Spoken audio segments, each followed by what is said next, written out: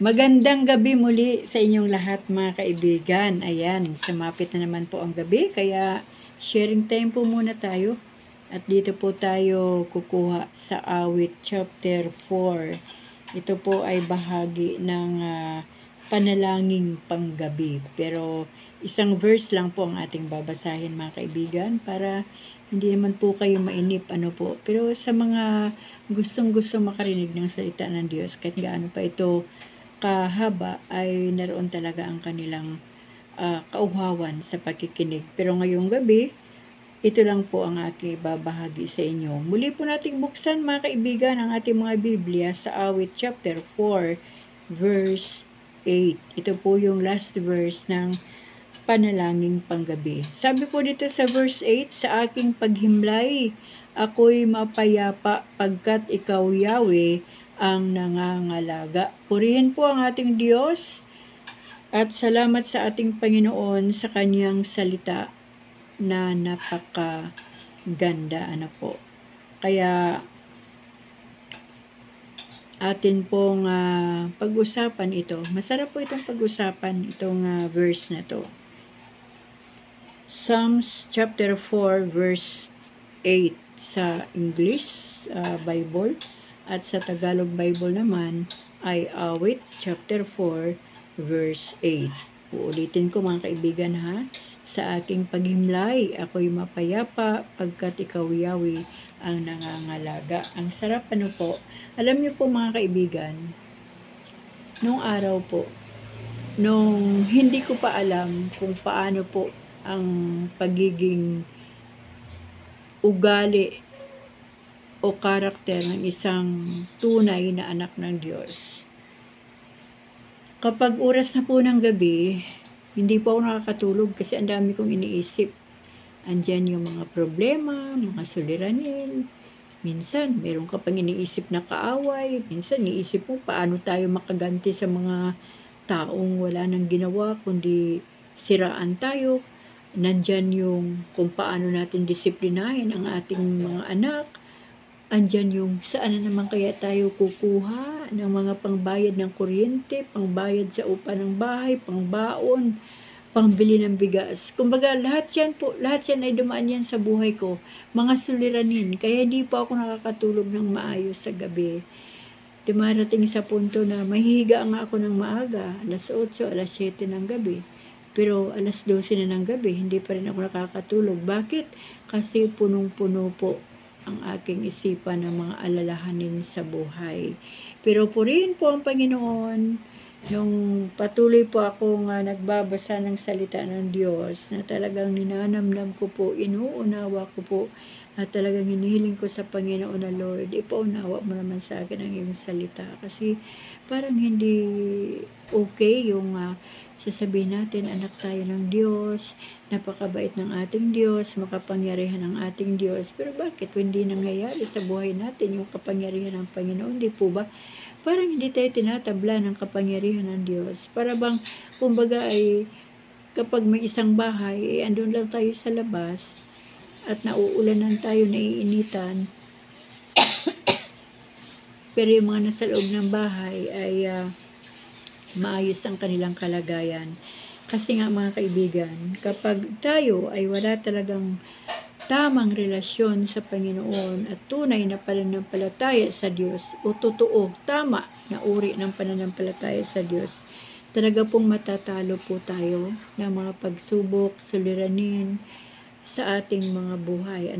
Pero kapag tayo po ay talagang sa Diyos na po nagtitiwala na kahit man kasing lakas ng mga bagyo at mga unos ang mga pagsubok na dumarating sa ating mga buhay o mga alalahanin, mga suliranin, kumbagay lahat na lang ay nasa atin na pero nakakatulog po tayo ng mahimbing. Bakit?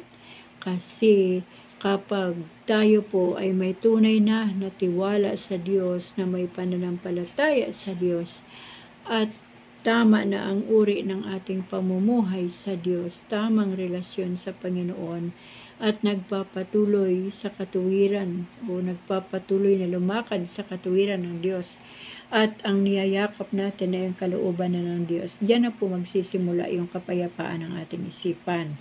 Diyan na po papasok yung verse 8, sabing ganun, sa aking paghimlay, ako'y mapayapa. Yan, payapa na. Kahit gaano pa katindi, kapag tayo po'y natapos ng manalangin at sinabi natin sa Panginoon, Lord, alam niyo po ba, lahat ng aming pinagdadaanan sa panahong ito, hindi na po namin to kaya sa aming sariling kaparaanan. Kaya Panginoon, ibibigay ko na po sa iyo lahat, Lord, ha? Bahala ka na po sa lahat ng ito. At ikaw na po ang bahala sa aming mga buhay. Kasi alam niyo po ba, no, mga kaibigan, di ba minsan, kapag mababaw yung ating pagtitiwala sa Diyos, yung nakahiga na tayo sa gabi, may isip natin, ako, bukas, kinsinas katapusan na naman, yung sweldo kulang pa, ang dami pang bayarin, ito na naman, yung mga maniningil, darating na naman. Tapos tatapyasan natin yung pangbayad sa bahay. Kunyari, ang pangbayad sa bahay ay 4,000, tinapyasan ng 1,000 para maibayad naman doon sa 5-6. Tapos yung pangbayad o yung pang-grocery, pambiling pagkain within 15 days, tinapyasan na natin ang tinapyasan. Tapos sa sunod na namang sweldo ng katapusan ay magbabawas naman tayo doon para ibigay naman doon sa may-ari ng bahay para mabuo yung upa sa isang buwan. Ano po, yung tinapyas natin na na 1,000. Kumbaga, papasok din po dito yung ating pagsunod sa Panginoon. Nasabi ko nga, kapag tayo ay nasa Panginoon na, talagang masarap pong sumunod kaysa magsakripisyo. Ako po, natutunan ko po yung bagay na para maalis kami sa kagipitan ng buhay, ibinibigay po namin yung aming 10% o higit pa ang aming tithes and offering sa Panginoon. Masaya po yun ang aking puso kapag naibibigay ko na. At bagamat kulang yung natitira, pero ang Diyos po hindi nagpapabaya. Isinusupply po ng Panginoon yung aming pangailangan, yung kakulangan doon sa aming budget for 15 days o for 1 month. So, ito po ang masarap. Yung pag nahiga tayo sa ating higaan, hindi man kasing lambot ng mga higaan ng mga kapwa-tao natin na mga may kaya sa buhay, pero feeling natin ang sarap-sarap ng ating pakiramdam sa ating higaan, kahit ito'y papag lang, kahit ito ay walang kutsyon. Pero kapag tayo po ay payapa, yung ating paghiga, pagtulog, ay talagang wala na po tayong, parang dinuduyan na tayo at nakakatulog na po tayo agad. Bakit? Kasi hindi na po tayo nag-iisip ng mga suliranin. Bakit? Kasi ibinigay na natin sa Panginoon. Yan po yung papasok din yung pagtitiwala at ating pananampalataya sa Diyos na kayang-kayang gumawa ng Diyos ng himala at mga dakilang bagay sa ating mga buhay. Tapos sabi po dito, pagkat ikaw, Yahweh, ang nangangalaga. Ayan. Ngayong gabi po ay matutulog tayong lahat, mga kaibigan. Dito po sa Pilipinas, maliban po doon sa mga nagtatrabaho na naka-schedule sa gabi. Bukas po araw ang kanilang tulog. At ngayong gabi po, natural, tayo po ay mananalangin sa Panginoon. Hindi pwede na, total, sinabi naman ni Lord na sa aking paghimlay ako'y mapayapa pagkat ikaw, Yahweh, ang nangangalaga, paghiga. Thank you, Lord. Amen. Hindi po ganon. Bagamat sinasabi ng Panginoon yan sa kanyang salita, kailangan pa rin po nating manalangin sa Panginoon. Pasalamatan natin ang Diyos sa kapayapaan at higit sa lahat, pasalamatan natin ang Diyos o hilingin natin sa Diyos, tayo okay lang tayo. paano yung ating mga pamilya, mga anak natin, ang kanilang mga pamilya na hindi natin kasama sa isang tahanan. Kaya may prayer po tayo na Lord. Ako po mga kaibigan, gabi-gabi, hindi po ako pwedeng matulog na hindi ko po ilapit sa Diyos ang aking mga anak.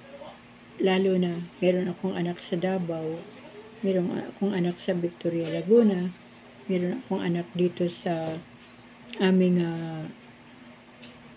tinitirhan na subdivision, at meron akong mga anak manugang na nandoon sa kanilang mga trabaho at weekly po ang uwi. So, ibig sabihin, hindi po namin sila kasama, hindi ko sila nakikita. Kaya andun po bilang isang nanay, andun po yung panalangin ko na Panginoon.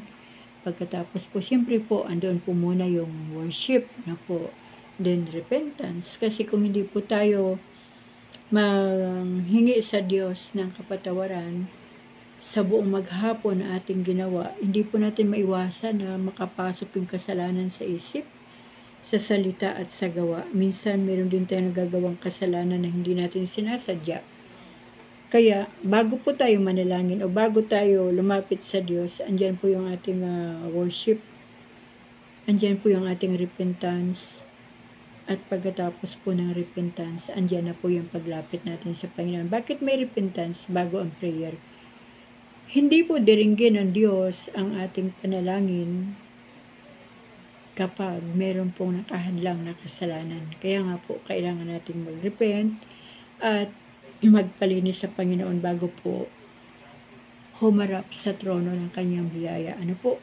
Kaya yon. So, kapag ako po nanalangin, meron pa akong part ng panalangin na Panginoon, padalhan mo po ng iyong mga mandirigmang mga anghel ang buhay ng aking mga anak, at iniisa-isa ko na po sila. Lord, paikutan niyo po ng iyong mga mandirigmang mga anghel ang 4 na sulok ng bahay nila, at pasamahan niyo po sila. Pabantayan niyo po sila sa iyong mga mandirigmang mga anghel habang sila ay natutulog at nahihimbing. Ganon din naman kami, Lord, dito sa aming tahanan. Yan. Kumbaga ay pagwardyahan natin at pabalutan natin ng banal na dugo ni Jesus ang ating mga mahal sa buhay. Hindi lang mga pamilya, pati mga kaibigan, kapitbahay, mga kamag-anak, kadugo, kahit man yung mga kaibigan natin dito sa social media, lahat ng ating mga subscribers, followers, ay idulog natin sa Diyos na sila ay makaranas ng divine protection ng ating Panginoon.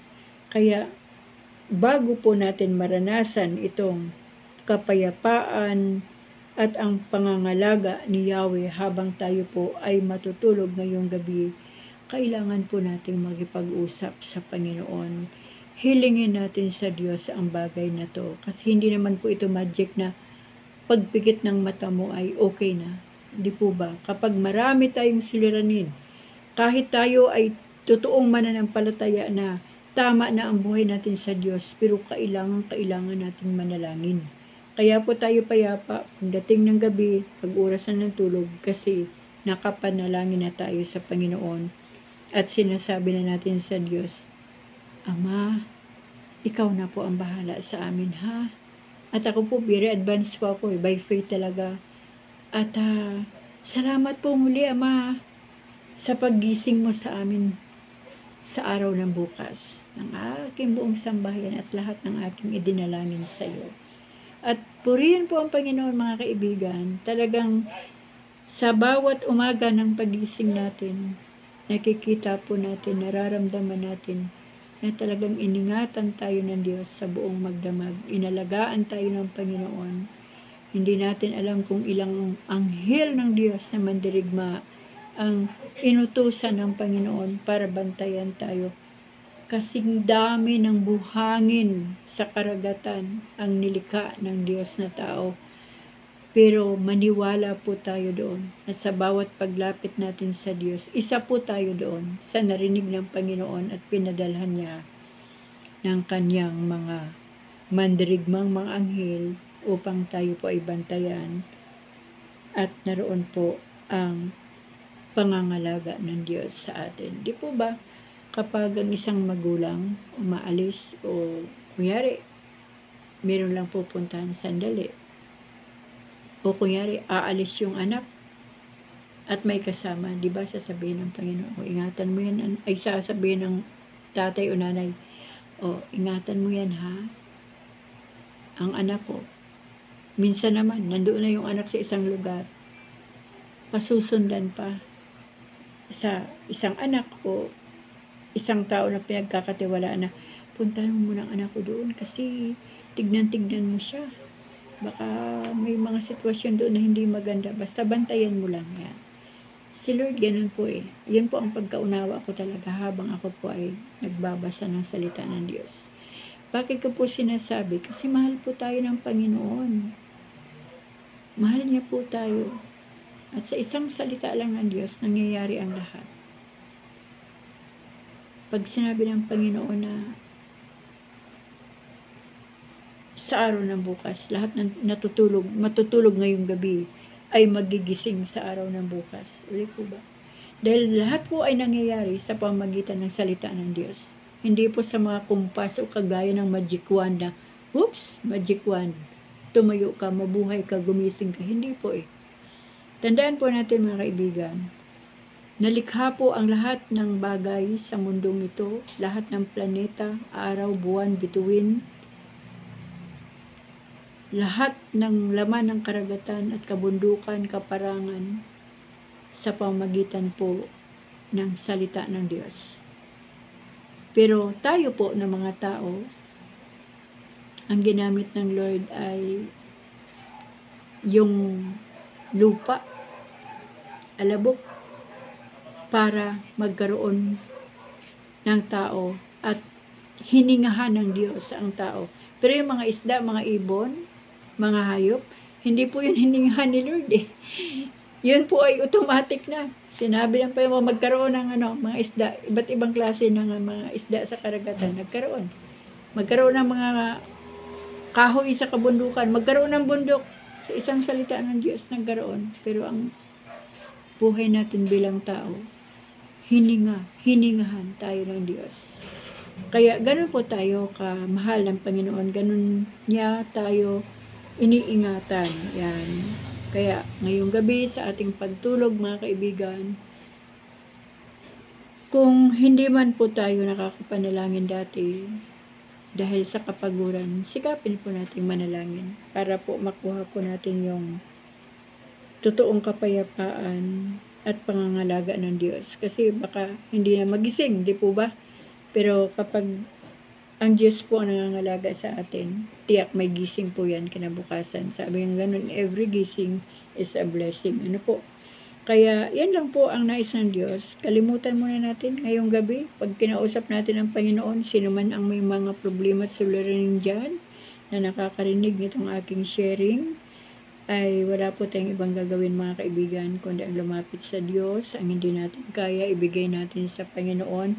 Kapag bigat na tayo, pwede nating iyakan ang Panginoon. Alam niyo po, yung pag-iyak ay isa pong paraan para po maginhawaan tayo. At kapag tayo nandyan na, wala na tayong masabi pa sa Panginoon, kundi yung iiyak na lang tayo dahil labis na po yung ating mga kabigatan, problema at suliranin.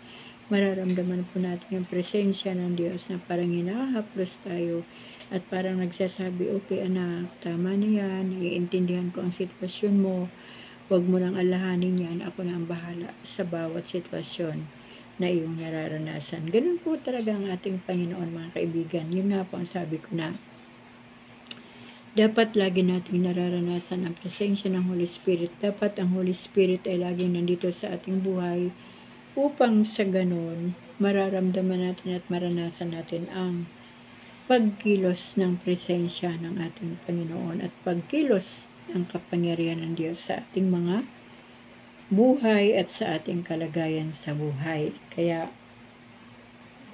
uulitin ko mga kaibigan, bago tayo matulog ngayong gabi, awitan po natin ang Diyos.